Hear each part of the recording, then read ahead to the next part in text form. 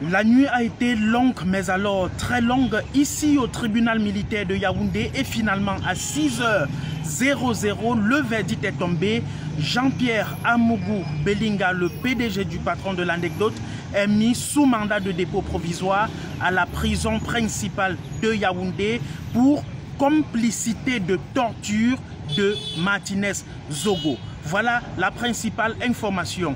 Par contre, tous ses collaborateurs, Bruno Bidjan, son chef de la sécurité, le colonel Etoundi Soué, et les autres appartenant au groupe L'Anecdote ou à sa famille ont été purement et simplement libérés.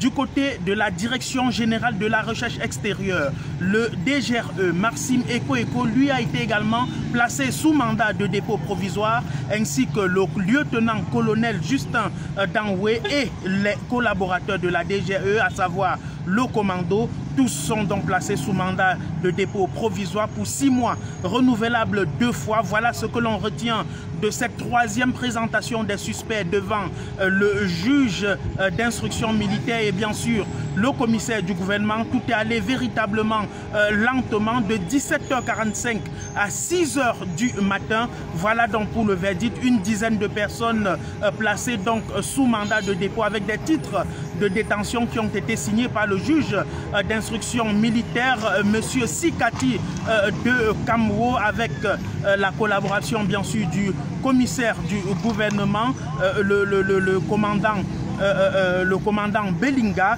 Voilà ce que l'on retient de cette troisième présentation de ses membres ici au tribunal militaire de Yaoundé. Et il faut apporter cette précision: Jean-Pierre Amougou Belinga n'est pas placé en détention préventive pour complicité d'assassinat, mais tout simplement le motif, il est clairement indiqué: complicité de torture de Martinez Zogo. On est donc parti pour un long feuilleton, puisque jusqu'ici, l'on ne sait qui a véritablement tué Martinez Zogo. L'exploitation du commando et bien sûr du directeur des opérations de la DGRE permettra lors des audiences à venir dans 6 mois ou alors dans plus ou moins encore d'avoir des informations exactes sur ce qui s'est véritablement passé dans la mort, dans l'assassinat crapuleux de Martinez Zogo. Depuis le tribunal militaire et pour la dernière fois dans le cadre des enquêtes préliminaires, Bran Kamga pour Naya TV.